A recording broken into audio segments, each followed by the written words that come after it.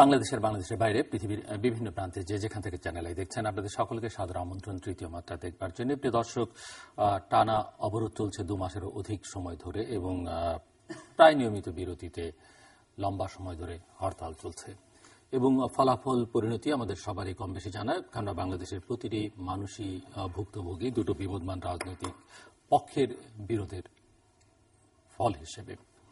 সাম্প্রতিক এই পরিস্থিতি নিয়ে কথা বলবার জন্য আমার আজকের অতিথি বসে আছেন বাংলাদেশ আওয়ামী লীগ দলীয় সংসদ সদস্য এবং বাংলাদেশ ছাত্রলীগের সাবেক সাধারণ সম্পাদক নজরুল ইসলাম বাবু। আমার ডানে রয়েছেন স্বতন্ত্র সংসদ সদস্য ডক্টর মোহাম্মদ রুস্তম আলী ফরাজি। স্বাগত আপনাদের দুজনকে স্টুডিওতে, মিস্টার নজরুল ইসলাম বাবু এবং ডক্টর মোহাম্মদ রুস্তম আলী ফরাজি। মিস্টার বাবু প্রথমে উত্তর দেবেন।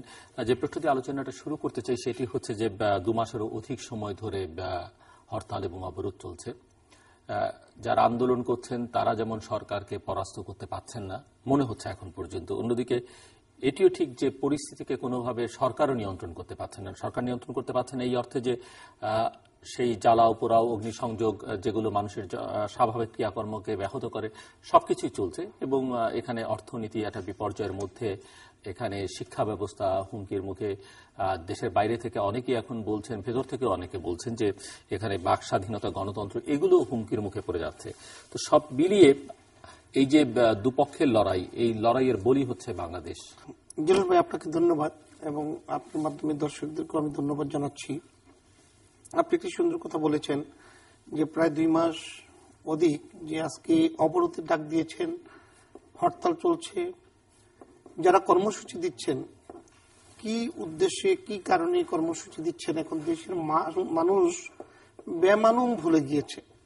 হরতাল যিনি ঘোষণা দিচ্ছেন তিনি নিজেও জানেন না যে বাংলাদেশে হরতাল পালিত হচ্ছেন না, এই ভাব নিয়ে উনি হরতাল ডাকছেন।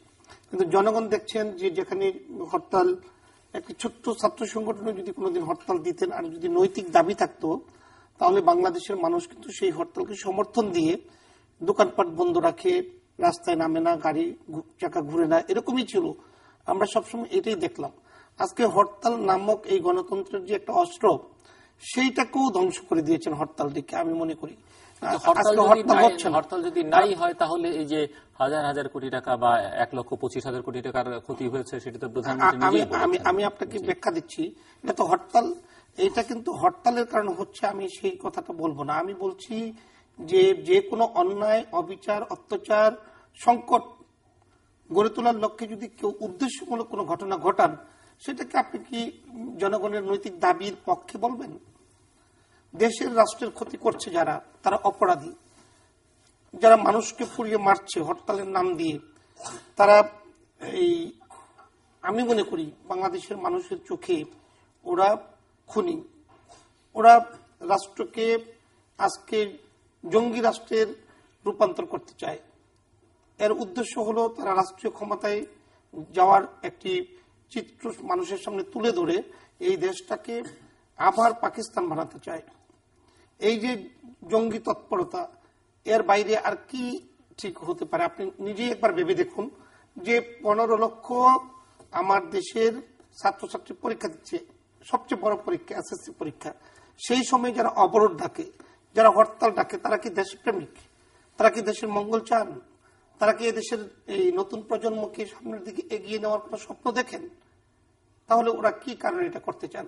আপনি একটি কথা সুন্দর বলেছেন যে আজকে যারা হরতাল ডাকছে তারা যেমনি সরকারকে কিছু করতে পারেননি। আপনার কথাটা কি যদি আমি এইভাবে বলি, সরকারের ভিত কম্পন তারা সরকারের জায়গায় আছে, সরকারের অবস্থান পরিবর্তন করতে পারেনি সেটি ঠিক। আবার এই বিরোধী দলকেও সরকার দমন করতে পারেনি। যদি বিষয়টি এরকম হয় তাহলে আমি বলবো যে পৃথিবীর দমন পীড়নের অভিযোগ তাদের দিক থেকে আছে। আমি বলছি যে এই যে দমন পীড়নের সন্ত্রাস বা নাশকতার অভিযোগ আপনারা করছেন সেটি আপনারা দমন করতে পারেন না। আমি আপনাকে একটু মানুষের মৃত্যু বন্ধ করতে পারেন সঞ্চালক হিসেবে আপনার কাছ থেকে আমি জানতে চাই, আপনার মাধ্যমে জাতিকে জানাতে চাই, এই পৃথিবীর ইতিহাস কি বলে? অপরাধ, অন্যায় এগুলো কিন্তু হয়ে যায় দেশে, পারিবারিকভাবে হয়ে যায়, সামাজিকভাবে হয়ে যায়, শিক্ষা প্রতিষ্ঠানে হয়ে যায়, সব জায়গায় হয়, তার বিচার হয়।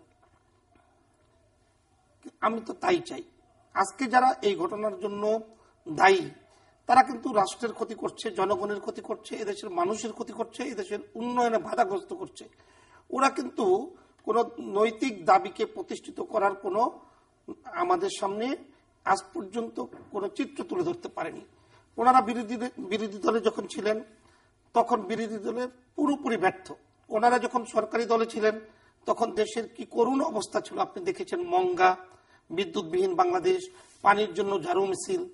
এই খালেদা জিয়ার ছেলেরা এই সরকারের প্যারালাল সরকার তৈরি করে হাওয়া ভবন, খোয়াব ভবন, দেশের টাকা বিদেশে পাচার, এমনকি সরকার প্রধানের বিরুদ্ধে অভিযোগ এতিমদের টাকা পর্যন্ত আত্মসাৎ।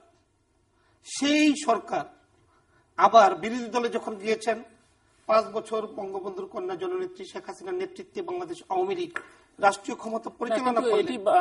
একদিন ওনারা বাবু আপনি অভিযোগ করছেন যে এতিমদের টাকা আত্মসাৎ সেই মামলা চলছে, মামলায় বেগম জিয়া হাজির হননি, তার বিরুদ্ধে ওয়ারেন্ট ইস্যু হয়েছে। আমরা তো দেখছি ওয়ারেন্ট থানা পর্যন্তই পৌঁছচ্ছে না, ইতিমধ্যেই বেশ কয়েকদিন চলে গেছে। আইনের বিষয় আমি সেটাই আপনাকে আইন তো তা বলে না, আইন কি বলে না? আইন তাহলে আমি আপনাকে একটা কথা বলতে চাই, দেখুন কেন পৌঁছায় না আপনি এই বিষয়টি কিন্তু আজকে পরিষ্কার বলতে পারছেন যে যে লোকটি এত অপরাধ প্রবণতার সাথে সম্পৃক্ত, ওনার পক্ষ নিয়ে যারা আজকে বক্তব্য দেন ওনারা কোন ধরনের।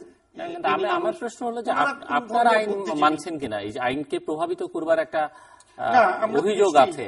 আমি আপনাকে এইটুকু বলতে পারি, আইনকে আদালত প্রভাবান্বিত করা সরকারের শাসনের পরে বাংলাদেশে এই মহাজোটের সরকার কিন্তু আইনের শাসন প্রতিষ্ঠার লক্ষ্যে কাজ করেছেন এবং এইভাবেই বাংলাদেশ এগিয়ে যাচ্ছে।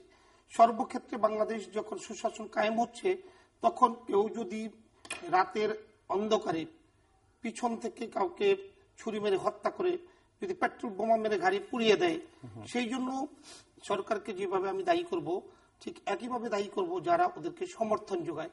আজকে সেই মানুষগুলোকে চিহ্নিত করতে হবে যারা এই, আপনাকেও আমি বলবো যে বঙ্গবন্ধুর কন্যার সরকার আর বিরোধী দলে যারা আছেন রশনের সাথে ওনাদের কার্যক্রম জাতীয় সংসদ পর্যবেক্ষণ করুন আপনি। ওনারা কিন্তু সঠিক কথা তুলে ধরছেন, যেখানে যেটা প্রয়োজন সেই কথাগুলি বলছেন। আমার বড় ভাই বিজ্ঞ রাজনীতিবিদ ফরাজি ভাই আছেন, উনি কিন্তু প্রতিনিয়ত সংসদে জনগণের কথা বলছেন, সরকারও সেটা কর্ণপাত করছে। কিন্তু যারা বিরোধী দলের নামে খালেদা জিয়ার নেতৃত্বে ছিলেন ওনারা কি করেছেন? ওনারা জ্বালাও পোড়াও, হরতাল, অবরোধ এগুলো দিবে, আমার কোনো আপত্তি থাকবে না, কিন্তু এতে বাংলাদেশের 15 কোটি মানুষের কি উপকার? সংসদের বিরোধী দলের নেত্রীর কথা উল্লেখ করলেন, এই বিরোধী দল কি জনগণের কোন আস্থা, এই বিরোধী দল যেই সংসদে থাকে সেই সংসদের প্রতি মানুষের কোন আস্থা থাকে আছে? আমি তো মনে করি শতভাগ আরো অনেক রকমের প্রশ্ন, জনগণের শতভাগ আস্থা এই সরকারের প্রতি এবং সংসদের প্রতি আছে। আপনি মনে কেন আছে জানেন? আমি আপনাকে বলি, এদেশের স্বাধীনতার পক্ষেও তো শতভাগ ছিল না। এদেশের স্বাধীনতা বিরোধী শক্তি যারা, তারা এই জামাত এবং জামাত ভেঙে বিএনপি, ভিন্ন নামে ভিন্ন পোশাকে এই বিএনপি সৃষ্টি হয়েছে। ওনারা তো আমাদের স্বাধীনতায় বিশ্বাসী ছিলেন না, আজকে সেই জায়গাটা নিয়ে ঘুরপাক খাচ্ছে। আমাদের পরিষ্কার করতে হবে, জাতিকে ক্লিয়ার করতে হবে যে যারা সেদিন 30 লক্ষ মানুষকে খুন করতে দ্বিধাগ্রস্ত হন নাই, যারা সেদিন স্বাধীনতাকে বুলন্ডিত করার জন্য ওই পশ্চিমা শাসকের সাথে হাত মিলিয়েছিলেন, সেই মানুষগুলি কিন্তু এখনো টিকে আছেন। ওই প্রেতাত্মারা এই দেশের শাসনকাল থাকাকালীন, রাষ্ট্রীয় শাসনকালীন থাকাকালীন যিনি রাষ্ট্রীয় ক্ষমতায় আসুক, প্রগতিশীল রাজনীতির পক্ষে তারা কখনই সমর্থন যোগাবে না। এদেশের মানুষের মুখে হাসি তারা দেখতে চায় না। ওনারা এখনো অন্ধকারে আছেন। ওই পাকিস্তান শাসক সরকার এখনো তারা চান, প্রেতাত্মা হিসাবে আজকে খালেদা জিয়া মসনদে বসতে চান। এটা তো আপনি দেখেছেন, যাতে কিন্তু সেভাবে প্রতিহত করছেন। যে আপনাকে ওই একই প্রশ্ন যে আমরা লক্ষ্য করছি যে বিরোধী দল সেই অর্থে সরকারের, ধন্যবাদ, সরকারের অবস্থান নড়াতে পারছে না।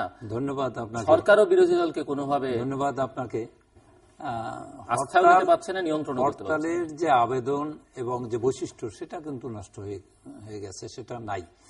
যে আগের দিনে যেভাবে হরতাল যে কারণে করা হইতো এবং যেভাবে করা হইতো সেই ক্যারেক্টারটাই কিন্তু একেবারে নষ্ট করে দিয়েছে ইদানিং এই সহিংসতার মধ্য দিয়ে।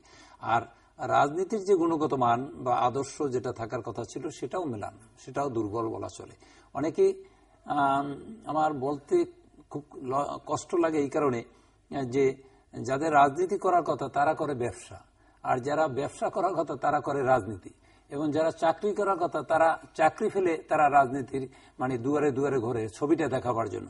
এই যে একটা গোলমাল অবস্থা হয়ে গেছে দেশে, এটার থেকে পরিত্রাণ যতক্ষণে না হবে, রাজনীতি যদি তার সঠিক দ্বারায় না আসে, রাজনীতি গুণগত মান যদি আর উন্নত না হয়, সুস্থ দ্বারায় রাজনীতি যদি এদেশে চর্চা না হয়, প্রত্যেকের করা লাগবে, প্রত্যেক দলে আছে, কিন্তু সংখ্যা সকলেই না।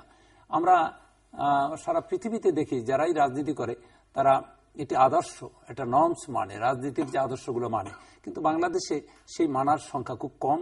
এই কম বিদায় আজকের এই দুরবস্থার ভিতরে আমরা পড়েছি। আমরা যদি আমাদের উপমহাদেশে দূরে না যাই, মহাত্মা গান্ধীর কথা চিন্তা করি, আমরা যদি নেহরুর কথা চিন্তা করি, মৌলানা আবুল কালাম আজাদের কথা চিন্তা করি, অথবা আমাদের দেশেই যদি আমরা আমাদের মৌলানা আব্দুল হামিদ খান ভাসানী, আমাদের প্রিয় নেতা বঙ্গবন্ধু শেখ মুজিব, এদের কথা যদি চিন্তা করতাম, তারা কিভাবে রাজনীতি করছে, কি তাদের মোটিভটা ছিল, কি তাদের উদ্দেশ্য ছিল, আইডিওলজি, সেইগুলো আমরা ফলো করি, যে রাজনীতি খাতায় যখন আমাদের নাম লেখাইছি, তাহলে আজকের এই দুরবস্থায় পড়তে হইল না। আজকের এই দুরবস্থাটা একেবারে ইচ্ছাকৃতভাবে আনছে। কারণ আমি দেখছি যে বিএনপি বা তাদের জোটকে এই সরকার অনেকগুলো মিটিং করতে দিচ্ছে, এবং মিটিংগুলো তারা সফলও করছে, যেভাবেই করুক এদেশে মিটিং, তাতে তাদের একটা আত্মবিশ্বাসও সৃষ্টি হয়েছিল যে দেশের জনগণের একটা অংশ তাদের সাথে আছে। কিন্তু এরপরে যখন দুই দলে মিটিং এক জায়গায় ডাকে, সেটা যেভাবে ইচ্ছাকৃতভাবে ডাকুক আর যেভাবে ডাকুক, একটা আগে ডাকছে একটা পরে ডাকছে, সেখানে আইন শৃঙ্খলা রক্ষা করার জন্য ন্যাচারালি মানে আমাদের মানে এই সরকারের দায়িত্ব হয়েছে আইন শৃঙ্খলা রক্ষা করতে গেলে 144 জারি করা লাগে, একটা মিটিং করতে পারে না। একটা দুইটা মিটিং যদি না করতে পারে, সেই কারণে দেশে জ্বালাও পোড়াও রাজনীতি, এটা কিন্তু মানুষ ভালোভাবে নেয় নাই। এতে বিএনপি একটা ডিসিশন, রং ডিসিশনে চলে গেছে। রং ডিসিশনে যাওয়ার ফলে হয়েছে কি, এখন পেট্রোল বোমা দিয়ে নতুন আবিষ্কার করছে পেট্রোল বোমা। এখন গাড়ি চলে যাচ্ছে, বোমা মারছে, মানুষ মারা যাচ্ছে, ছেলেরা মারা যাচ্ছে, মেয়েরা মারা যাচ্ছে, কৃষক মারা যাচ্ছে। এই যে 2 মাস ধরে যে কর্মসূচি তারা করছে, মানুষ একটি মিটিং করতে না পারার কারণেই করছে না, এটার উদ্দেশ্য তাদের শুধু মিটিং, ওইটা তো অজুহাত। তাদের উদ্দেশ্য আছে এই সরকারকে যে কোনো ভাবে যাতে কাজ করতে না পারে এবং অর্থনীতি যাতে মানে আরো না, অবশ্যই সেটা তো তাদের আছেই, সেটা তাদের একটা লক্ষ্য আছে। কিন্তু আপাতত অজুহাত তো তুলছে মিটিং করতে না দেওয়া। এখন সরকারের দায়িত্ব হচ্ছে সেটাকে আবার এই যে প্রশ্নটা করলেন, সরকারের দায়িত্ব আরেকজনে অরাজকতা করবে, খুন খারাপি করবে, মানুষ মারবে, পেট্রোল বোমা দিয়ে মানুষ মারছে, 116 জন ইতিমধ্যে মারা হয়ে গেছে। এই যে একটা টুম্পো, একটা ইউনিভার্সিটির ছাত্রী, আমি ছবিটা নিয়ে আসলে আপনি দেখলে যে কোনো মানুষেরই কান্নায় মানে চোখে বার হয়ে যাবে যে এদের জীবনটা কত মানে পীড়াদায়ক হচ্ছে যে এইভাবে পেট্রোল বোমা দিয়ে মারা। তা অন্য তো পথ ছিল, দেয়ার আর মাল্টিপল ওয়ে সরকারকে চাপ দেওয়ার জন্য, প্রেসার করার জন্য, ডেমনস্ট্রেশন করার জন্য অনেক ধরনের পদ্ধতি আছে, দিয়ে গভর্নমেন্টকে চাপে রাখা যায়। যে ধরনের ধরেন আপনারা, আমি তাদের অপোজিশনের অভিযোগ হচ্ছে তাদের মিটিং করতে দেওয়া হয় না, তারা জনগণের, তারা গভর্নমেন্টের যখন দেখতো এই জিনিসগুলো ব্যর্থ, তারা প্রতীকভাবে একটা বিক্ষোভ করতে পারতো, প্রতীক অনশন করতে পারতো, এবং 3 দিন 4 দিন ধরে একটা অনশন করতে পারতো। তারপর তারা জনসভা আবার করার সুযোগ পাইতো, এবং তারপর প্রসেশন করতে পারতো, আলাদাভাবে ডেমনস্ট্রেশন করতে পারতো, তারপর তারা প্রেসে জানাইতে পারতো, এবং দেশে বিদেশে সমস্ত জায়গায় জানানো যায়। অনেক পদ্ধতি আছে, আমি মানুষ না মেরে বহু পদ্ধতি আছে যেগুলো অবলম্বন করলে তাদের জনসমর্থন বাড়তো, বরঞ্চ এখন কমে গেছে। গভর্নমেন্টের শুধু, আমি এটা পার্লামেন্টে বলেছি, সরকারের বিরুদ্ধে যে অভিযোগ আছে যে মানুষ মারার, আমি সরকারকেই বলছি, সরকার আবার এইটা যদি বিরোধী দলের মতো বক্তৃতা দেয় তাহলে সরকারে চলবে না। যে এই কাজগুলো সব করতে আছে বিএনপি, বোমা মারতে আছে বিএনপি, পেট্রোল বোমা মারতে আছে বিএনপি এটা করছে, সেটা করছে, ওইটা করছে, সেটা করছে, আর দায়িত্ব এড়িয়ে যাবে, সেটা সরকার যাওয়ার কোন সুযোগ নাই। সরকার যেহেতু শপথ নিয়েছে জান এবং মালের নিরাপত্তা দেবে, আমার লাইফের property, life security, property security, estate security, সব সরকার তো শপথ নিয়েছে যে আমি এটা দেব। এখন সরকার সেটা দিতে গেলে সরকারকে অবশ্যই সেই ধরনের দায়িত্ব পালন করতে হইবে। সরকার ওই অপোজিশনের মতো বক্তৃতা দিলাম আর মানুষ মরতে থাকবে। আজকের যে ব্যবসা বাণিজ্য, দূর থেকে আমাদের এই কাভার্ড ভ্যানে জিনিসপত্র আনতে পারে না, আনা নেওয়া করতে পারে না, বাস রীতিমতো মানে বিশেষ করে হাইওয়ে রাস্তাগুলো ঠিকমতো চলে না। যতই বলুক গ্রামের যে আসা যাওয়া কম, বাসের যাতায়াত কম, এবং ছোট ছোট শহরে সেখানে মানে এতটা মানে পরিচ্ছন্ন অবস্থা স্বাভাবিক নাই, যেটা ঢাকা শহরে অনেক কষ্ট করে রেখেছে। তাও আজকে শুনলাম অনেক জায়গায় পেট্রোল বোমা মারছে। তো এই জন্য সরকারকে এই দায়িত্ব কঠিনভাবে নিতে হবে। সরকার এটা খুব হালকাভাবে নিলে চলবে না। সরকার জনগণের স্বার্থে যত কঠিন হওয়া লাগে কঠিন হওয়া লাগবে। যে যত কঠিনের মধ্যে বিরোধী দলের অভিযোগ যে সরকার বিনা বিচারে প্রচুর রাজনৈতিক নেতাকর্মীকে হত্যা করছে। না, বিনা বিচারে হত্যাকে আমরা সমর্থন করি না। সরকার তো সেটা আইনের মাধ্যমে আপনি তো বলছেন যে সরকারকে অনেক কঠোর অর্থ মানে কি? কঠোর অর্থ মানে আইনের মাধ্যমে সে মানে নিয়ন্ত্রণ করতে হবে। প্রয়োজন হলে যে কোনো পদ্ধতি ব্যবহার করা লাগে। আইন নেই, সরকার তো অবশ্যই আইন আছে, সরকারের অনেকগুলো আইন পাশ করা আছে, প্রয়োজন হলে আইন পাশ করে নিতে পারে। সরকার তো দায়িত্ব যানবাহনের নিরাপত্তা দিবে বলে মনে হয়। কেন করে না সেটা তো আমরাও প্রশ্ন করেছি বারবার পার্লামেন্টে, যে সরকারকে সেটা করতে হবে। কারণ মানলে তো মানুষ এক সময় এখন বিএনপির উপর মনে করেন মানুষ, সাধারণ মানুষ। আপনার কি মনে হয় কেন সরকার পাচ্ছে না যার 3/4 আসন সংসদে বিরোধী দল তার অংশীদার, আপনাদের মতো যারা স্বতন্ত্র আছেন তারা মোটামুটি ভাবে সরকারকে অনেক বিষয় নৈতিক সমর্থন দিচ্ছেন? যখন মনে করি এটা সমর্থন দেওয়া লাগে, সমর্থন দেই, তাহলে পারছে না কেন সরকার? সরকার পারছে না কেন সেটা তো সরকারকে জিজ্ঞেস করলে আপনি ভালো করে জানতে পারবেন। আমরা সরকারকে যেটা জিজ্ঞাসা করি, সরকারকে জিজ্ঞাসা করি আবার বলি, সেটা হলো যে বিরোধী দল যখন এই খারাপ কাজগুলো করতে আছে, ধ্বংসাত্মক কাজ, নৈরাজ্য এবং মানে অ্যানার্কিজম যেটাকে বলি, টেরোরিজম করতে আছে, যার ফলে সাধারণ মানুষ বিরোধী দলের উপর থেকে আস্থা কিন্তু হ্রাস পাচ্ছে। সরকার যদি পদ্ধতিগতভাবে হোক, সে আইনের প্রয়োগের মাধ্যমে হোক, দ্রুত বিচারের মাধ্যমে হোক, অথবা যে কোনো অন্য পদ্ধতি আলোচনা বা ডিপ্লোমেট যে কোনো পদ্ধতি আলোচনা করে বা যে কোনো পদ্ধতি গ্রহণ করে সরকার কিরকম করবে সেটা সরকার ভালো করে জানে। ইতিমধ্যে কূটনীতিকরা সবার সাথে আলোচনা করেছে এবং 16 দেশের কূটনীতিক, তার মানে উন্নত বিশ্বের অনেক কূটনীতিকরাই বিএনপি নেত্রীর সাথে কথা বলেছে এবং আওয়ামী লীগের নেত্রীর সাথে, বিশেষ করে মাননীয় প্রধানমন্ত্রীর সাথে কথা বলেছে। সেখান থেকে তারা মেসেজ পেয়ে গেছে যে কি করা দরকার। সবার এক কথা, আগে সহিংসতা বন্ধ করো, আগে সহিংসতা যদি থামায়, নৈরাজ্য যদি থামায়। ডিপ্লোমেটরা তো তাদের কথা না, আমাদেরও কথা। ডিপ্লোমেটরা তো আলোচনার কথাও বলছেন, আলোচনার কথা বলছে পরে, এবং আমরা না বলছি এক লাইনে যদি বলে থাকে সেটার সাথে আমি এক লাইনে বলে নেয়। আমি যেটা মনে করি, আমরাও পার্লামেন্টে সেটা বলেছি যে সহিংসতা বন্ধ করুক, এবং বন্ধ করলে আলোচনার দ্বার খুলবে।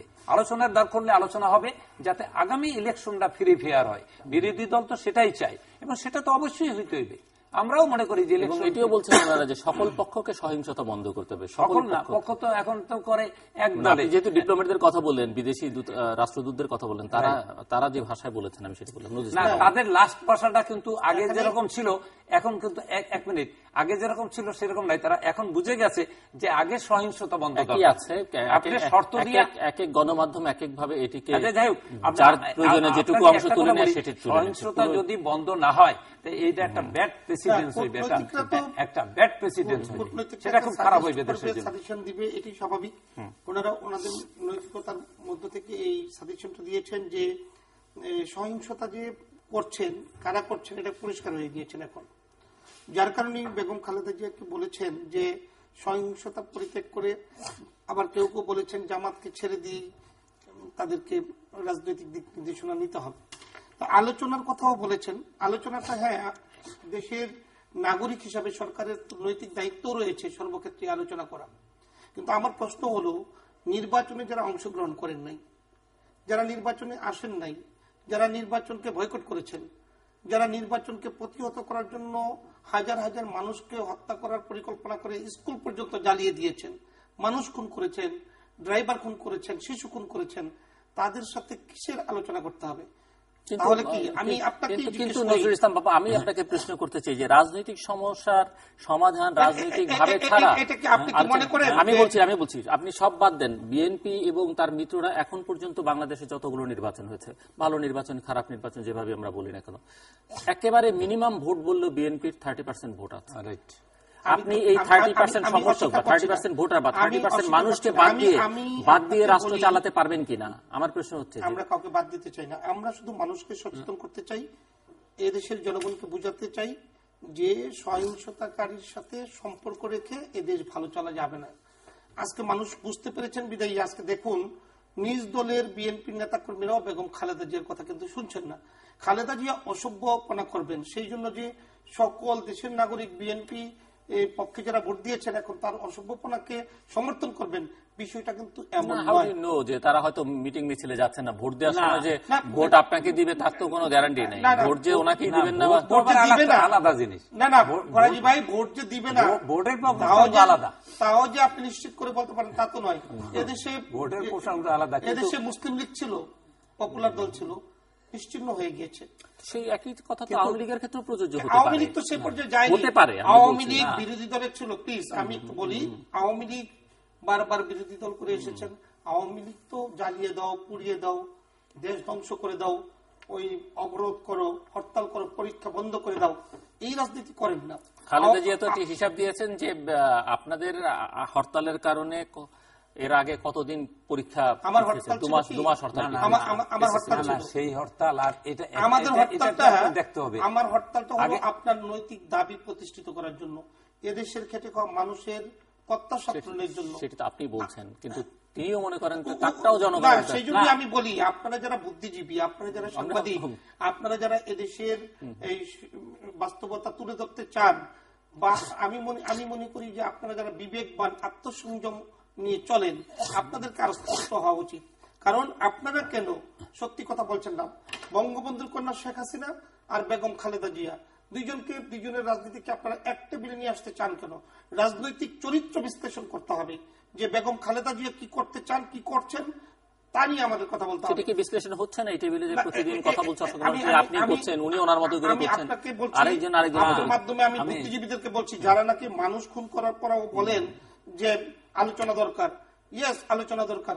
কার সাথে আলোচনা হবে? যিনি আমার পরীক্ষা বন্ধ করে দেন, উনি পরীক্ষা বন্ধ করুক, পরীক্ষা চালু করুক। তাদেরকে টেররও বলেন, আমি বোধহয় নিলাম সেই রাজনৈতিক সমাধান নয়। টেররিস্টদের সাথে আলোচনা হবে সারেন্ডার, ওনারা সারেন্ডার করবেন, ওনাদেরকে সঠিক পথ দেখানোর দায়িত্ব সরকারের হবে। This is the system, this is the rules.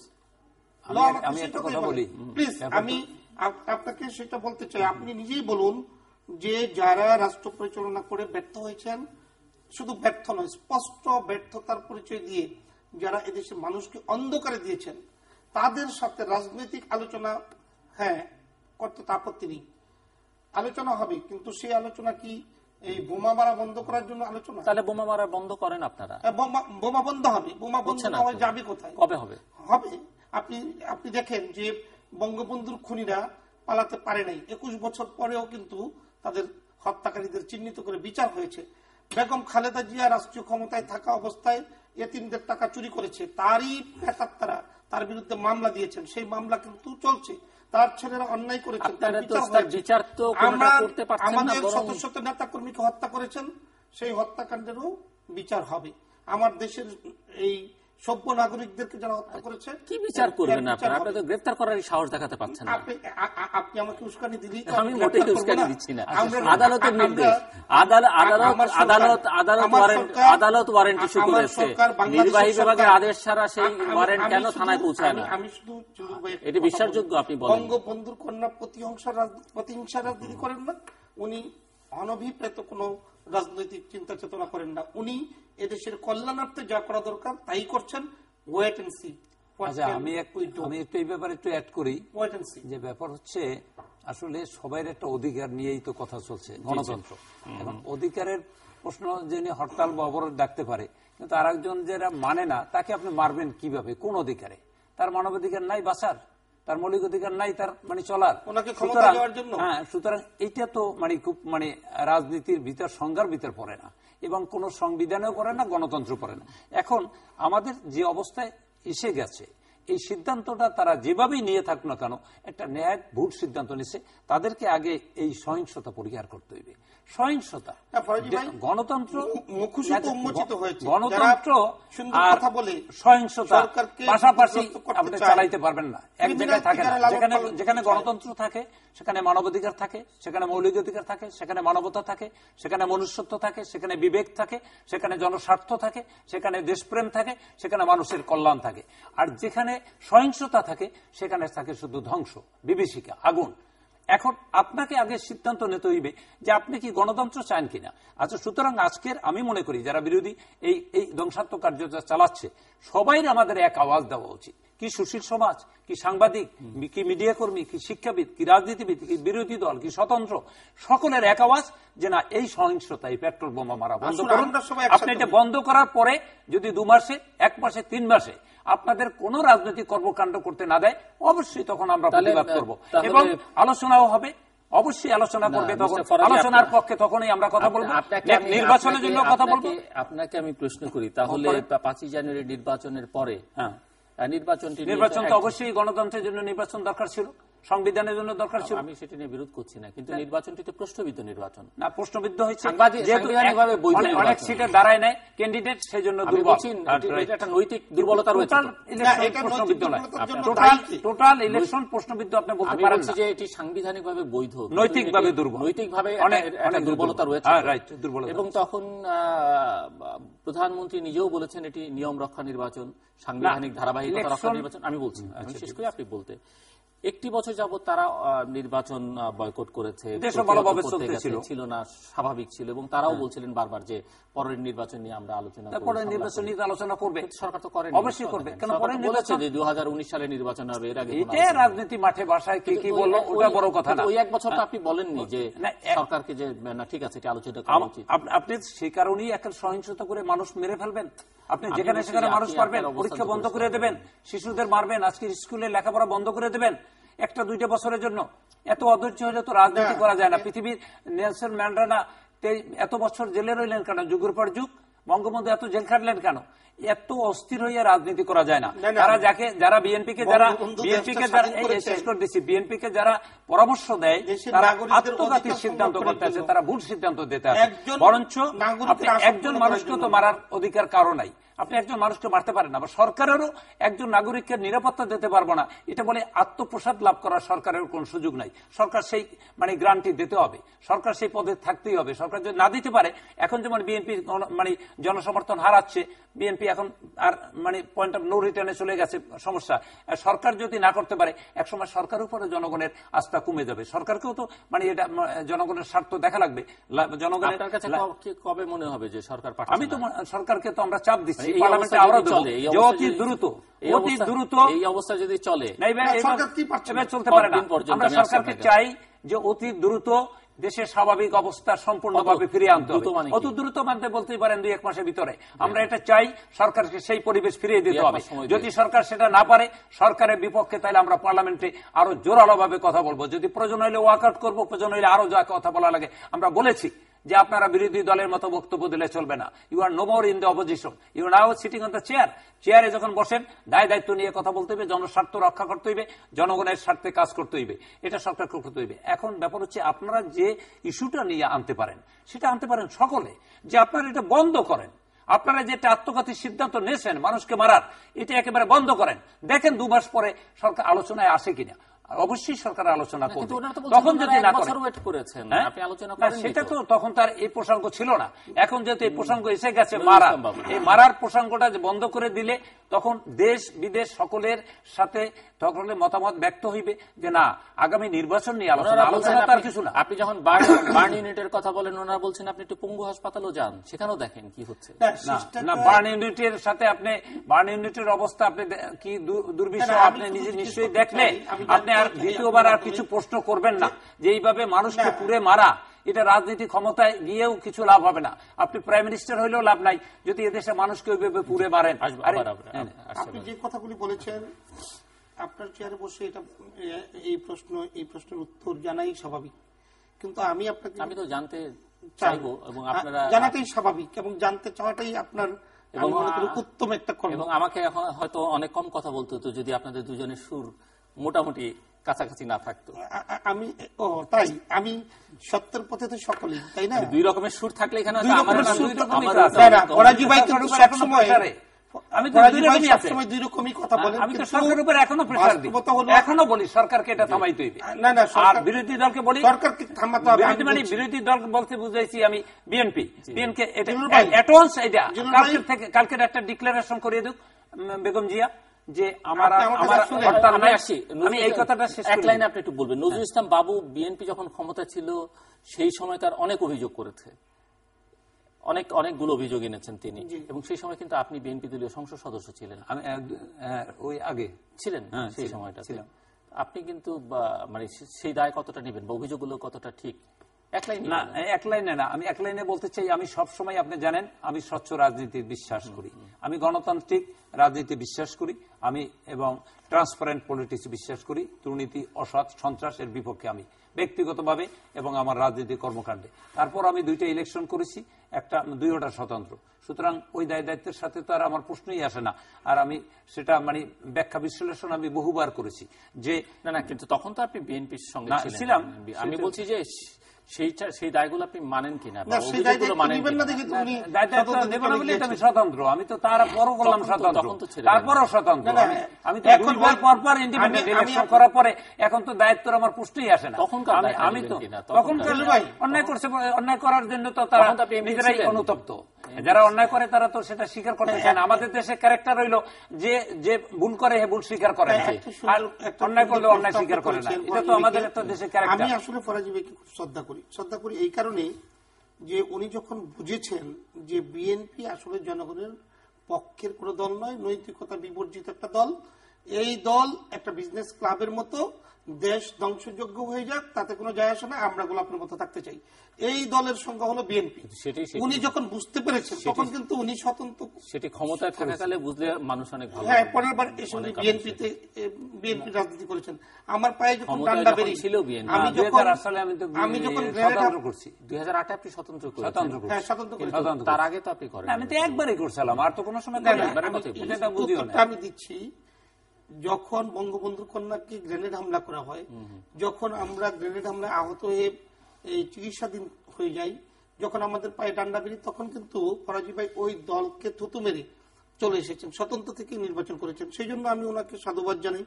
উনি ওনার চরিত্রের এবং কথার সাথে কিন্তু ওনার মিল রেখেছেন।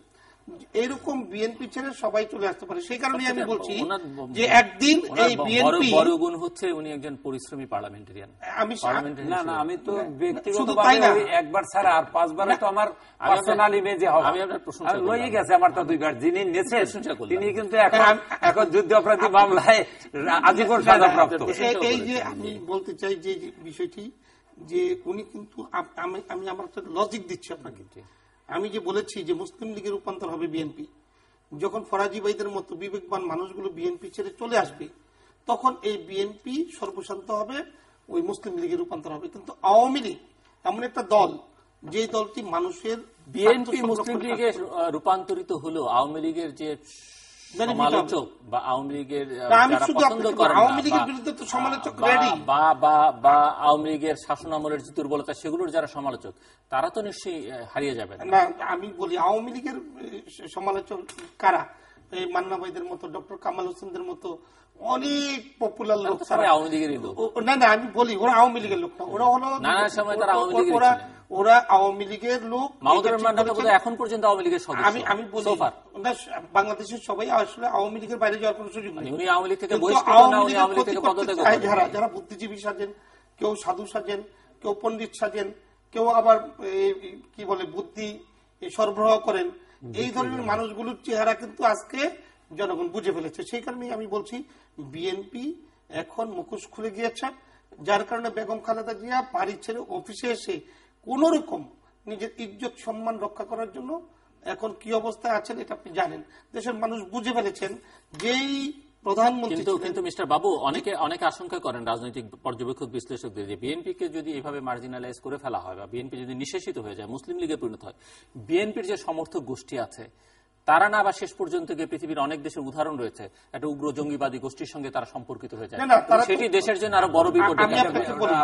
আমি আপনাকে এবং আওয়ামী লীগের জন্য সেটি একটা আপাত সুবিধা দিল, একটা সময় গিয়ে সেই বড় বিপদ আওয়ামী লীগের জন্য বলছি। উগ্র জঙ্গিবাদ এই শব্দটি আজকে বিএনপিতে জড়িয়েছে, আপনি বুঝতে পেরেছেন, সেই জন্য আপনাকে ধন্যবাদ। কিন্তু জঙ্গিদের আস্তানা বাংলাদেশে কখনই হবে না। আর জঙ্গিবাদ আর জঙ্গিদের নেত্রী আপনারাই তো বলছেন বেগম খালেদা জিয়া জঙ্গিতে ছেয়ে গেছে বাংলাদেশ। আমি কি বলছি, আমি জাস্ট 1 মিনিট। এই জঙ্গিবাদদেরকে প্রতিহত করার জন্য বঙ্গবন্ধুর কন্যা এবং তার সরকার যথেষ্ট। কি কারণে যথেষ্ট আমি আপনাকে বলি। বিএনপিকে আমি কি বলবো, আমি বিএনপিকে আমি বলবো নো কমন সেন্স।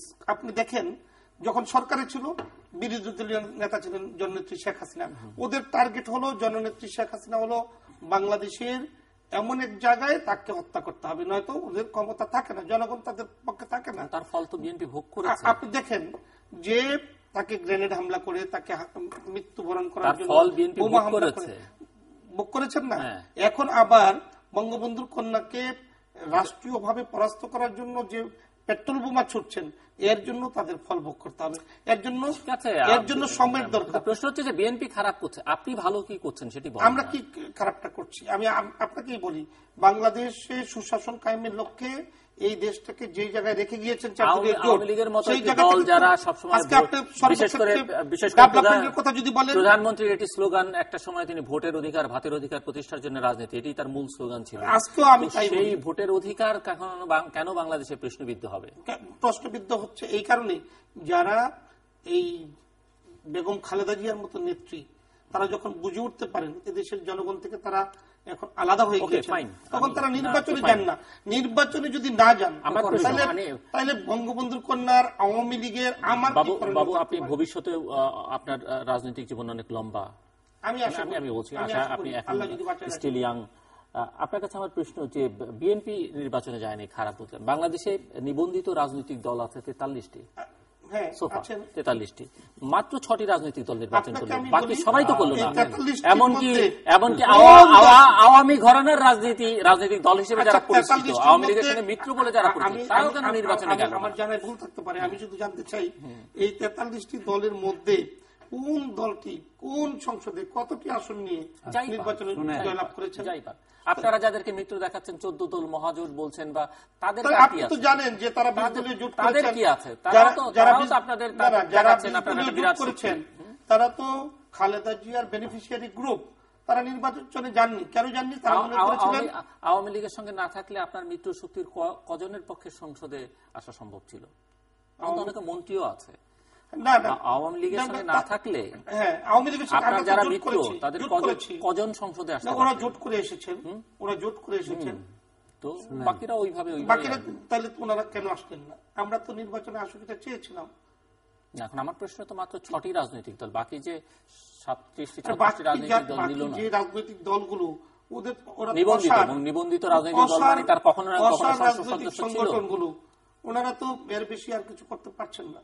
নির্বাচন করবেন দূরের কথা, এই সমস্যার সমাধান কিভাবে করবেন? এই সমস্যার সমাধান একটি, যে বাংলাদেশের উন্নয়নে, বাংলাদেশের গণতন্ত্রে, বাংলাদেশের স্বাধীনতায় যারা বিশ্বাসী, তারা এখন এক কাতারে এসে কথা বলতে হবে, সঠিক কথা, সঠিক মর্যাদা দিয়ে কথা বলতে হবে।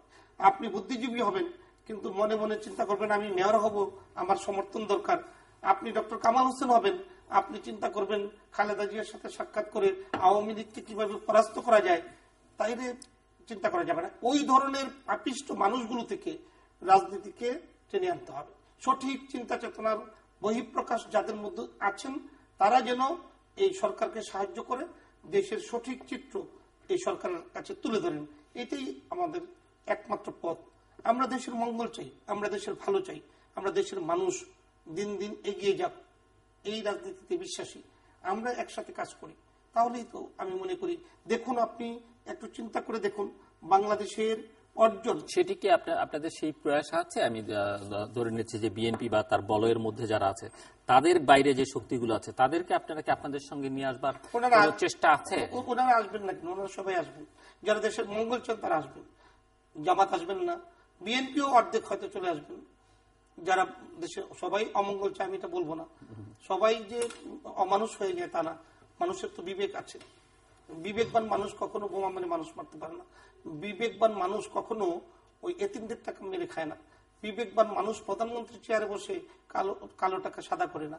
সুতরাং আপনি একবার ভেবে দেখুন, আমার ভিতরে তো খুব দুঃখ বেদনার অনেক দাগ। কারণ আমি ছাত্রলীগের সাধারণ সম্পাদক থাকাকালীন সময়ে আপনি দেখেন আমি গ্রেনেড হামলা খেয়েছি, আমি 11 মাস কারাগারে ছিলাম, আমার পায়ে ডান্ডা বেরিয়েছিল, আমার সময় 12,000 আমার ছাত্রলীগের কর্মীর জানাজা পড়তে হয়েছে। তো বাংলাদেশে এমন কি চিত্র হয়েছে এখন, যার জন্য এই যে দুর্নীতি লুটপাটের কথা বললেন, আপনাদের সময় মেয়াদকালেও তো দুর্নীতি লুটপাট, ব্যাংকগুলো লোপাট হয়েছে, ক্যাপিটাল মার্কেটে লোপাট হয়েছে। দেখেন, আমি আপনাকে একটা কথা বলি, আমাদের সময় শুধুমাত্র আবিষ্কৃত হয়েছে কোথায় দুর্নীতি হয়, কোথায় লুটপাট হয়। এটা একমাত্র নেত্রী বাংলাদেশে, যিনি শেখ হাসিনা, যিনি এগুলি খুঁজে বের করেছেন। আপনি অসৎ কর্মকাণ্ড কোথায় রয়েছে এটা খুঁজে বের করার কিন্তু অপরাধ না, এটাই হলো সাহস, এটাই হলো সঠিক রাজনীতির পথ প্রদর্শক। তার নাম হলো শেখ হাসিনা, তার নাম হলো আওয়ামী লীগের সরকার। বিচার হচ্ছে, বিচার হবে, বিচার তো একদিনে কোনো বিচার হয় না, একদিনে বিচার হয় না, একদিনে হয় না। একদিনে বিচার করলে তো আপনি বলবেন যে আমার মানুষ খুন করে বেরোচ্ছে, শুধু গ্রেপ্তার করেছে। খালেদা জিয়াকে গ্রেপ্তার করলে তো আবার মায়া কান্না কান্না। আমরা আমাদের যেভাবে বক্তৃতা দিই, আমাদের জনগণ আছে, সাধারণ জনগণ সব শুনে এবং তারা অনেক ম্যাচিওর। মনে যদি আমরা তারা মনে করি যে না তারা কম বোঝে, তার ভুল হইবে। তাই এখন ব্যাপার হচ্ছে, আমার ব্যক্তিগতভাবে আমি তো এই একটা এলাকা দীর্ঘদিন ধরে রিপ্রেজেন্ট করি এবং আমাকে পাবলিক দল ছাড়াই ভোট দেয়। একটাবারই তো ওই দলের সিদ্ধান্ত, আর ছাড়া প্রত্যেকবারই কিন্তু ভোট দিছে। এখানে কিন্তু একটা কথা আছে, আপনার ভাগ্য ভালো, সবসময় আওয়ামী লীগ আপনাকে সাহায্য করে না। আওয়ামী লীগ করে না, এমনিও আমি হয়েছি অনেক। 86 সালে যখন নিয়ে গেল তখন তো 96-তে। যাই হোক, এটা একটা জায়গা, মানুষকে সেবা করতে হইবে, মানুষকে ভালোবাসতে হইবে, মানুষের মাঝে নিজের আদর্শ এবং নিজের নীতি নৈতিকতা থাকা লাগবে। আজকের যে রাজনীতিতে যে সমস্যা রয়েছে, যে সহনশীলতার অভাব, এবং কেউ কেউ টলারেট করতে চায় না। যদি সরকারে থাকে কেউ কাউকে করতে চায় না, মানে কি আপনি বলছেন যে করতে চায় না? না, আমি অনেক জায়গায় দেখছি এটা করতে চায় না। এখন সরকার কি টলারেন্স নেই মনে হচ্ছে আপনার কাছে? এখন সরকার আমার কাছে অনেক টলারেবল, কিন্তু তারপর আরো থাকা দরকার, আরো শোনা দরকার। এখন হচ্ছে সুশাসন নিশ্চিত করতে হইবে। এখন দেখুন সেবামূলক খাতগুলো দুর্নীতি আছে, যে দুর্নীতি নাই তা বললে হবে না। সেবামূলক খাত আপনি যেখানেই দেখবেন সেখানে কিন্তু দুর্নীতি চলে, অফিসাররা ঘুষ খায়, দুর্নীতি করে বিভিন্ন জনে। সরকার এখানে খুব বেশি দুর্নীতি হচ্ছে, কিন্তু সেগুলোকে আইডেন্টিফাই করা হচ্ছে, বিচারের এখন ব্যাপার হচ্ছে আমাদের জনগণ চায় কি? জনগণ চায় যেন আমি অফিসে যাব, যেন আমার ফাইলটা অটোমেটিক্যালি ঠিক মতো 2 দিনে বা 3 দিনে এটা লড়ে, কিন্তু লড়ে না ফাইল যদি না লড়ায়। তো এই যে একটা দুর্নীতি চলে, সেবামূলক কাজ, গণসেবা যেগুলো আছে, সেটা বন্ধ করতে সরকার পারে না। এজন্য সেটা বন্ধ করতে হইবে, সরকারকে সেখানে নজর দেওয়া দরকার। কারণ ছোট ছোট কাজগুলা অনেক সময় বড় হয়ে দেখা দেয়। অনেক বড় বড় কাজ করলে ছোট কাজগুলো দিলে না। জনগণ কিন্তু এখনকার, আমি যে মনে করি, সাধারণ জনগণ 3টে জিনিসকে খুব গুরুত্ব দেয়। একটা হইলে ফুড সিকিউরিটি, অর্থাৎ খাদ্য সমস্যা, সেটা সরকার পারছে, সেদিকে সরকার সফল। সেকেন্ডারি হলো লাইফ সিকিউরিটি, অর্থাৎ জীবনের নিরাপত্তা। সেখানে তো আজকের যে সংঘাত চলছে, সহিংসতা চলছে, একটি দল করছে, সরকার এখানে অনেকটা হয়তো নিয়ন্ত্রণ করছে, কিন্তু সম্পূর্ণ এখনো করতে পারে না। এটা করা জনগণ চায়, সরকারকে এটা করতে হইবে। থার্ড হইলো যে গণসেবা, যেখানে আমি যাব সেই কাজটা যেন আমার নামে যেন মিথ্যা মামলা দেয় না, আমি টেন্ডারে পার্টিসিপেট করব, কেউ যেন টেন্ডারবাজি না করে, আমার কাছে যেন কেউ ঘুষ না চায় চাকরির জন্য। এই ধরনের যে সেবামূলক খাত যেখানে আছে, সেখান থেকে দুর্নীতিকে নির্মূল করা, এটা নির্মূল করা বা দূর করা বা কমানো, এ ব্যাপারে সরকারকে আরো কঠোর হওয়া দরকার বলে আমি মনে করি। এটা সেখানে সরকারের দায় দায়িত্ব অনেক ব্যাপক আছে, যে এই দুর্নীতিমুক্ত এখনো দেশ হয় নাই।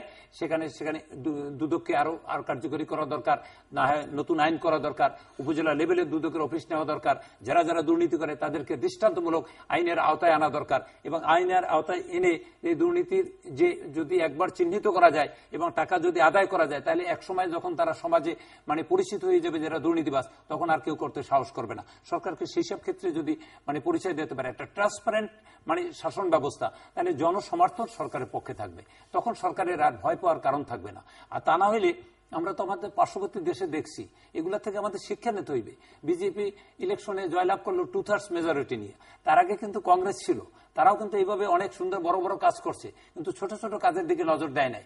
ছোট ছোট কাজের দিকে যেহেতু নজর দেয় নাই, কর্মসংস্থানে, সুশাসনে, তখনই কিন্তু বিপর্যয়টা হয়ে গেছে। আর আজকে দিল্লির ইলেকশনে দেখলাম যে বড় 2টা দলকে বাদ দিয়া সামান্য একজন অফিসার বললো যে না, দুর্নীতিমুক্ত সমাজ চাই। আর কিছুই বলে নাই, একটি মাত্র আওয়াজ যে আমি দুর্নীতি মুক্ত এই দেশ করব। আর দুর্নীতি মুক্তের কারণে রাজধানী দিয়ে দখল করে ফেললেন। তা আজকের আমাদের মনে হয় সকলের এই চিন্তা থাকা দরকার যে আমরা যদি দুর্নীতি বন্ধ করতে পারি, সন্ত্রাস বন্ধ হয়ে যাবে, বোমা মারা বন্ধ হয়ে যাবে। কারণ বোমা মারে যারা, সারা তো টাকার বিনিময়ে মারে, আর এই টাকা যদি রূপ না পায় তাহলে তো অবশ্যই মারবে না। কিন্তু আজকের রাজনীতিতে ঢুকছে মাফিয়ারা, গডফাদার, তার ব্যবসায়ী, তারা সিন্ডিকেট, তারা কালোবাজারি, তারা ফ্যান্সি টেলে ব্যবসা করে, সোনা চোরাচালানি করে। এদেরও একটা অংশ রাজনীতি তারা পৃষ্ঠপোষকতা করে, তা নাহলে সামনে ফেজে রাজনীতি করে। এদেরকে নিয়ে এই ভয় ভীতি আতঙ্ক জাতির সবচেয়ে বেশি, কারণ এরা টাকাটা দেয় আর টাকা দিয়ে সমস্ত এই 2 নম্বরী কাজগুলো করে, এই মানে খারাপ কাজগুলো করে। টাকা যদি না থাকতো অবশ্যই কোনো একটা ছেলেকে আপনি পাইবেন না যে না পেট্রোল বোমা মারতে যাবে, জীবনে ঝুঁকি নিয়ে গুলি খাইতে পারে, অথবা জেল হয়ে যাবে 10-12 বছর। শুধু টাকা, আর এই কোন টাকা? কালো টাকা, দুর্নীতির মাধ্যমে আয় করা টাকা।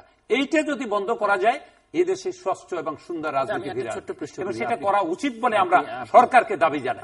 আপনার মাধ্যমে আমরা সরকারকে জানাই। মাঝখানে যেই রাষ্ট্রদূতদের কথা বলছিলেন, কিন্তু আমরা লক্ষ্য করছি যে জাতিসংঘের থেকে যুক্তরাজ্যের পররাষ্ট্র প্রতিমন্ত্রী বিবৃতি দিলেন, কংগ্রেসম্যানরা বলছেন, মানে নানা ধরনের অ্যামনেস্টি ইন্টারন্যাশনাল বাংলাদেশের মানবাধিকার পরিস্থিতি, বাংলাদেশে ব্যক্তির চিন্তার বাক স্বাধীনতা, গণতন্ত্র এগুলো হুমকির মুখে বলে মানবাধিকার কমিশন আপনার কি? মানবাধিকার কমিশন আছে এখানে 150, যারা জয়েন্ট স্টক কোম্পানি থেকে তারা রেজিস্ট্রেশন নিয়েছে, তাদের দায়বদ্ধতা আছে অনেক। এবং এই তারা যদি সঠিকভাবে সঠিক সময় এতদিনে তারা সোচ্চারিত হইতো, তাহলে সরকার মানে আরো বেশি সাহস পাইত এবং যারা এই সহিংসতা করে তারা পরিহার করতো। তারা এতদিন সেটা করে নাই। এই ভেরি রিসেন্টলি মানবাধিকার কমিশন যেটা আপনি বলছেন যে মানবাধিকার বাংলাদেশে লঙ্ঘন করছে অপোজিশন, সরকার করছে না। অ্যামনেস্টি ইন্টারন্যাশনাল এই 2-1 দিনে তারা বিবৃতি করছে যে যারা সহিংসতা করছে এটা প্রথমে বন্ধ করতে হবে, এই সহিংসতা আগে বন্ধ করতে হবে, পরবর্তীতে আলোচনা হবে আমাদের পরবর্তী নির্বাচন নিয়ে। এটা তো আমরাও বলি যে আগে সহিংসতা বন্ধ করতে হইবে। আমাদের এই মানবাধিকার লঙ্ঘন হচ্ছে, আমাদের মানুষের জীবন মানে ব্যাহত হচ্ছে, মানুষ মারা যাচ্ছে, মানুষ পুড়ছে, মানুষের সম্পদ নষ্ট হচ্ছে। 1,60,000 কোটি টাকা ইতিমধ্যে আমাদের বাজেটের সমপরিমাণ প্রায় টাকা অলরেডি আমাদের গচ্ছা গাছে ক্ষতিগ্রস্ত হয়েছে। এভাবে আমাদের একটা জাতির ক্ষতি করা মানে এটা কোনো রাজনীতিবিদদের লক্ষণ না, এটা ভালো রাজনীতিবিদদের কোনো পরিচয় না। যারা দেশপ্রেমিক তারা এটা করতে পারে না, যারা দেশকে ভালোবাসে তারা এটা করতে পারে না। আমাকে কালকে মন্ত্রী দেবে না, আমি এতবার এমপি হইলাম আর আমি যা খুশি তাই করব, এটা কোন রাজনীতির ভিতর পড়ে না, সংজ্ঞায় পড়ে না। সুতরাং এই যে আজকের মানবাধিকার অ্যামনেস্টি ইন্টারন্যাশনাল যেভাবে বলছে বা অন্যরা যা বলছে, একই কথা বাংলাদেশের সাধারণ মানুষও বলে। আগের দিনে সুশীল সমাজ বলতো না, এখন বলা শুরু করেছে। আমার আওয়াজ থাকবে, আমার দাবি থাকবে যে শিক্ষাবিদ, রাজনীতিবিদ, সুশীল সমাজ, মিডিয়া কর্মী, চাকরিজীবী, ব্যবসায়ী এবং মানবাধিকার কর্মী আরো যারা আছে জাতির, সকলে মিলে একটি কণ্ঠে আওয়াজ তোলা দরকার যে না, সহিংসতা বন্ধ করো। আর সরকারের কাছে আবেদন থাকবে জাতীয় ঐক্য গড়ে তোলেন এই অপরাধ চক্রের বিরুদ্ধে, সহিংসতার বিরুদ্ধে। এবং সেটা করতে গেলে যে কেউ আহ্বান দিলে তো জাতীয় ঐক্য হইবে না, এটা প্রধানমন্ত্রীকেই দিতে হবে। প্রধানমন্ত্রী যদি নিজে সেই ধরনের তার পিতার মতো সাহস নিয়া, পিতার মতো সেই উদারতা নিয়া সে জাতীয় ঐক্যের আহ্বান ডাকতে পারেন, তাহলে আমার মনে করে যে সমস্ত মানুষ রাস্তায় নেমে গেলে আর এই সহিংসতা 2 দিনও আর থাকতে পারে না। সেটাও করা প্রয়োজন বলে আমি মনে করি। আর যারা এটা করছে তাদেরকে আমি আবার আপনার মাধ্যমে আবারও বলবো যে আপনারা এই নৈরাজ্য বন্ধ করুন, এই সহিংসতা বন্ধ করুন, এই নাশকতা বন্ধ করুন, এই ধরনের পেট্রোল বোমা মারা বন্ধ করুন। এরপর আপনারা রাজনীতির জন্য মাঠে আলোচনা করুন, মানে নামুন। আপনাদের কর্মসূচি পালন করতে যদি বাধা দেয় তখনই আমরা দেখব, অনেকেই দেখবে, অনেকেই কথা বলবে যে না, আলোচনা তো অবশ্যই করবে। প্রধানমন্ত্রীর যে স্পেস দেওয়ার অর্থ আপনি নিজেও কি বোঝেন না? এই অর্থটাই হলো তাকে মানে সমাপ্তি করার জন্য, যে সহিংসতা পরিহার করার জন্য। প্রধানমন্ত্রীকে উনি যে আহ্বান জানিয়েছেন, এটা আসলে উনি ওনার চিন্তাধারা থেকে করেছেন। আপনি দেখুন যে একমাত্র মাননীয় প্রধানমন্ত্রী কিন্তু ভোট এবং ভাতের অধিকারের জন্য রাজনীতি করেছেন। মানে জনগণের ভোটের অধিকার বাস্তবায়নে ওনার ভূমিকা আমি মনে করি শতভাগ উনি সাফল্যের জন্য অবতীর্ণ হয়েছেন। ভাত এদেশে কিছুদিন আগে মঙ্গার কথা আমরা শুনতাম, তাই না? এই 4 দলীয় জোট সরকারের সময় পত্রিকায় বড় বড় নিউজ হতো, টেলিভিশনে আমরা এই সবাই ব্রেকিং নিউজ দেখতাম, না খেয়ে মানুষ মরছে। সেই জায়গা থেকে দেশটা উদ্ধার হয়েছে। শিক্ষার এই অবকাঠামোর পরিবর্তনের মধ্য দিয়ে আজকে আমরা একটি জায়গায় পৌঁছেছি। স্বাস্থ্য প্রতিটি গ্রামে গ্রামে আপনাকে বলছি, কমিউনিটি ক্লিনিকের মধ্য দিয়ে জনগণকে স্বাস্থ্য সেবার সাথে সম্পর্ক করে দিয়েছেন। তার নাম শেখ হাসিনা, এই সরকার প্রধান, বঙ্গবন্ধুর কন্যা। সেই ক্ষেত্রে আবার যদি আমি বলি, এদেশের আমাদের যে মূল সমস্যা, রাজধানীর সমস্যা, যানজটের সমস্যা, সেই সব সমস্যা সমাধানে উনি সাহসী পদক্ষেপ নিয়ে আজকে ঢাকা শহরে ফ্লাইওভার বলেন, আমাদের নিত্য প্রয়োজনীয় যে কর্মগুলি ছিল সেগুলি চিহ্নিত করে সমাধানের পথে হাত দিয়েছেন। আমাদের আজকের এই সরকার গতানুগতিক সরকারের মতো নয়, যেখানেই সমস্যা সেখানেই সমাধান আসছে, সেখানে চিন্তা চেতনার বহিঃপ্রকাশ ঘটাচ্ছে। এতগুলো মনোপলি ব্যবসা, যেমন মোবাইল ফোন, এটাকে আজকে সহজলভ্য করে দিয়ে প্রত্যেকের হাতে তুলে দিয়েছেন। ইলেকট্রনিক্স মিডিয়া, আপনি নিজেই দেখেন কতগুলো মিডিয়া দিয়ে আজকে গণতন্ত্রের চর্চা করার জন্য বাক স্বাধীনতা আজকে কত ফ্রি করে দিয়েছেন। কিন্তু এখন আর সেই দিনটা আমি চাই না, যে যেখানে মানুষ মিথ্যাচার করবে, মিথ্যা কথা বলবে। সেই জন্যই তো এত কিছু। এটা তো মাননীয় প্রধানমন্ত্রীর অবদান, এই সরকারের সাফল্য। সেই সাফল্যের কথা যখন আপনি বলেন, যখন মানুষ মুগ্ধ হয়ে যায়, মানুষ যখন এই সাফল্যের কথা চিন্তা করে এই সরকারের প্রতি সমর্থন দিন দিন বাড়িয়ে দিচ্ছে, তখন এদেশে সন্ত্রাস, নৈরাজ্য এবং পেট্রোল বোমা এগুলি একটা পরিকল্পিত আজকের কর্মসূচি। এই পরিকল্পিত কর্মসূচির বাস্তবায়ন যারা ঘটাতে চান, তারা আসলে মাননীয় প্রধানমন্ত্রীর কোনো আহ্বান চান না। ওনারা চান কিভাবে রাষ্ট্রীয় ক্ষমতাকে কুক্ষিগত করে তারা ক্ষমতায় বসতে পারেন। 75% লোক আছে, তাদেরকে নামাইতে বলছি আমি বলছি সেই প্ল্যানটাকে বাস্তবায়ন করতে হলে, আমি মাননীয় প্রধানমন্ত্রী আজকেও বক্তৃতায় বলেছেন যে একটি জায়গায় কখনই বঙ্গবন্ধু আপোষ করে যাননি, যিনি আমাদেরকে এত বড় সুন্দর সমাধান দিয়ে গিয়েছেন। রক্তে কেনা বাংলাদেশ, যিনি পৃথিবীর ইতিহাসে মানচিত্র দিয়ে গিয়েছেন আমাদের, সেই বঙ্গবন্ধু শেখ মুজিবকে যারা ডিস্টার্ব করেছিলেন, তাকে যারা আমাদেরকে রক্ষা করতে দেয়নি, সেই চক্র তো এখনো জীবিত। তার উত্তরাধিকাররাই তো আজকে এই ঘটনাগুলি ঘটাচ্ছেন। সেই জায়গা থেকে যদি বের হয়ে আসতে হয়, দেশকে যদি এগিয়ে নিয়ে যেতে হয়, তাহলে এই সরকারকে আরো আমাদেরকে শক্তি যোগান দিতে হবে।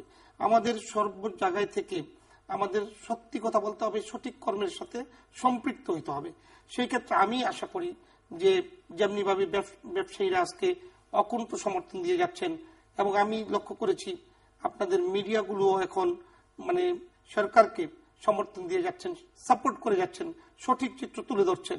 আসলে সহিংসতার প্রশ্ন বারবার আসে, কথা বললেই সহিংসতা, সৃষ্ট সহিংসতা, একটি ঘটনাকে প্রবহমান করার জন্য, দেশে সংকট হচ্ছে এটা বোঝানোর জন্য আজকে এই বোমা মারা, গাড়িতে আগুন দেওয়া, অন্য কিছু নয়। এটা কোনো সংকট সমাধানের পথ না। সংকট নতুন করে কিছু আমাদের সামনেও নেই। আপনি একটি সংকটের কথা বিএনপি দাবি করেন, কি নির্বাচন, এই নির্বাচন থেকে তারা পিছু হটেছিলেন। এখন যদি নির্বাচনটা খুব জরুরি হয়ে যায়, সেই ক্ষেত্রে তো তারা সরকার কাছে আত্মসমর্পণ করে বলবেন যে আরেকটি নির্বাচনের জন্য তো অপেক্ষা করতে হবে, সময় দিতে হবে। সেই জন্য ওই পেট্রোল বোমা মেরে সংলাপের ঘটনা সামনে আনতে হবে, এইটা মনে হয় এই মানুষ মনে করেন না। এটা মনে হয় না কোনো জ্ঞানী মানুষ এটাকে সমর্থন করবেন। তারপরও জ্ঞান পাপী শব্দ রয়েছে, ওনারা বিভিন্ন সময় প্যাট্রোনাইজ করেন। আত্মসমর্পণ কি একটি রাজনৈতিক দল আরেকটি রাজনৈতিক দল? আমি সেই আত্মসমর্পণ করিনি। আমি বলছি যে তাদের ভুলের মাসুল তাদেরকেই দিতে হবে। আমার ভুলের মাসুলটা আমাকেই সবসময় মিটাতে হবে, এটাই নিয়ম। তবে আমি নির্বাচনে না, আমি বেগম জিয়ার নির্বাচনে তো আপনার দল একাধিকবার যায়, আমরা যখন যাইনি আমরা তো এই চিন্তা করিনি, আমরা তো এই চিন্তা করিনি, ওনাদের জায়গা থেকে সঠিক কিন্তু নির্বাচনে না গিয়ে আপনারা সেই নির্বাচন বাতিল, নতুন নির্বাচনের দাবিতে আন্দোলন করেছেন না? আমরা 96 করেছেন, 88 করেছেন। আমরা কেন করেছিলাম? আপনি দেখেন, এদেশের গণতন্ত্র হরণকারী জিয়াউর রহমান, খালেদা জিয়া, এরশাদ, যারাই যখন গণতন্ত্রকে কেড়ে নিতে চেয়েছিলেন, এখন আপনাদের উপদেষ্টা, বিশেষ দূত, রাজনৈতিক উপদেষ্টা কিন্তু না, বিশেষ দূত। হ্যাঁ, সরকারের সাফল্য, তার দল আপনার সরকারের সাফল্যের কাজে যদি তাকে লাগানো যায়, সমস্যা কোথায়? এটা তো সমস্যার কিছু নেই। দেশ তো চলছে মহাজোটের আঙ্গিকে। দেশে আপনার সহযোগিতা কি দেশ নিচ্ছেন না? আপনি এই তৃতীয় মাত্রার মধ্য দিয়ে জাতিকে কি বিভিন্ন সময়ে বিভিন্ন রকম সমস্যা সমাধানের পথ দেখাচ্ছেন না? আপনি তো প্রতিনিয়ত, মানে আমি আপনাকে ধন্যবাদ জানাই যে প্রথম আপনি শুরু করেছেন এই তৃতীয় মাত্রা দিয়ে, আপনি শুরু করেছেন বাংলাদেশে আলোচনার পথ খুলে দিয়েছেন। যখন এই কেয়ারটেকার গভর্নমেন্টের সময় কেউ কথা বলতে পারতেন না, you are the best mic একটা সুযোগ করে দিয়েছে, আপনি তো সেই লোক, তাই না? তাহলে আপনি তো দেশকে সেবা দিচ্ছেন আপনার জায়গায় বসে, সবার জায়গায় বসে সবাই দেয় না কেন? আমি বেগম জিয়া বিএনপিকে বলবো এইভাবে নয়, বঙ্গবন্ধুর কন্যাকে আমি অনুরোধ করব দেশের স্বার্থে, জনগণের স্বার্থে, এদেশের খেটে খাওয়া মানুষের প্রত্যাশা পূরণের নেত্রী হিসাবে উনি এমন সিদ্ধান্ত নেওয়া এখন উচিত যারা এই ধরনের ঘটনার সাথে সম্পৃক্ত তারা যেন আর কোনোদিন ছাড় না পায়। এখন আর সংলাপ নয়, এখন সংলাপের জায়গায় নেই। আর বেগম জিয়াকেও বলবো একমাত্র উপায় আইনের প্রতি উনি শ্রদ্ধা জানানো। দর্শক, আমার অনুষ্ঠানের শেষ প্রান্তে তৃতীয়মত সম্পর্কে আপনারা লিখতে পারেন ডাকে, ইমেল, SMS এর মাধ্যমে, ইন্টারনেট, আমাদের অফিসিয়াল ওয়েবসাইট অথবা সোশ্যাল নেটওয়ার্কগুলোতে যেসব পেজ রয়েছে সেসব পেজে আপনাদের মতামত রাখতে পারেন। আর আপনাদের মতামতই আমাদের অনুষ্ঠান তৃতীয় মাত্রা আপনি দেখতে পাবেন প্রতি বৃহস্পতিবার এবং শুক্রবার বাংলাদেশ আমরা দুটোই, বুধবার দুপুর 11:30 এবং শুক্রবার দুপুর 1:05 দেখবার আমন্ত্রণ রইল। ডক্টর মোহাম্মদ রুস্তম আলী ফরাজি এবং মিস্টার নজরুল ইসলাম বাবু, অসংখ্য ধন্যবাদ আপনাদের দুজনকে এই আলোচনার অংশগ্রহণ করবার জন্য। দর্শক, দুজন সংসদ সদস্য কথা বলছিলেন, দুজন দু প্রান্তেই বসেন এবং সুর মোটামুটি ভাবে একই রকম, কিন্তু এখানে যারা নেই, অর্থাৎ যাদেরকে আমরা এখানে অপোজিশন বা বিরোধী পক্ষ বলছি, তারাও যেমন তাদের অবস্থানে অনড়, এখানে যারা কথা বললেন তারাও তাদের অবস্থানে অনড়। সমস্যায় আছে বাংলাদেশের জনগণ। এখন যারা ক্ষমতায়, তাদের দাবি হচ্ছে মানুষকে নিরাপত্তা দেয়া, স্থিতিশীলতা দেয়া। কিভাবে তারা দিবেন সেটি তাদের বিবেচনার উপরে নির্ভর করে। দ্বিতীয়ত হচ্ছে যে নির্বাচন হবে কি হবে না, কি ধরনের নির্বাচন হবে, শুধুই নির্বাচন সমস্যা কিনা, সেগুলো নিয়ে আলোচনা হতে পারে, কিন্তু সেই আলোচনা যে এখন এইভাবে সম্ভব নয়, হবে না, সেটি মোটামুটি ভাবে বোঝা যায়, কারণ যে যার অবস্থানে অনড় আছেন। বাংলাদেশের কথা, বাংলাদেশের জনগণের কথা না ভেবে যদি আমাদের এই বিবদমান রাজনৈতিক দলগুলো আপাতত নিজেদের স্বার্থের কথা বিবেচনা করেন, তাহলেও বোধ করি সমাধানের একটা পথ বেরোবে। যদি সেটি তারা না করতে চান বা না করতে পারেন, বাংলাদেশের বিপদ, বাংলাদেশের জনগণের বিপদ। বাইরের দুনিয়া থেকে বলা হচ্ছে এখানে গণতন্ত্র হুমকির মুখে পড়তে পারে, এখানে বাক ব্যক্তি চিন্তা স্বাধীনতা হুমকির মধ্যে পড়তে পারে, মানবাধিকার পরিস্থিতি নিয়ে নানা কথাবার্তা আছে। কিন্তু একথা মোটামুটি ভাবে নিশ্চিত বলা যায় যে এই অবস্থা যদি চলতে থাকে, তাহলে যারা এই লড়াইয়ের মধ্যে লিপ্ত, বিপদটা তাদের মোটামুটি খুব নিকটবর্তী যে বাংলাদেশের মানুষ, বাংলাদেশ এরকম বিপদে থাকবে আর তারা সবকিছুর ঊর্ধ্বে উঠে থাকবেন, সেটি কিন্তু নিশ্চিত করে বলা যায় না। দর্শক, আমাদের সঙ্গে থাকবার জন্য অসংখ্য ধন্যবাদ, আপনাদের সবার জন্য শুভকামনা।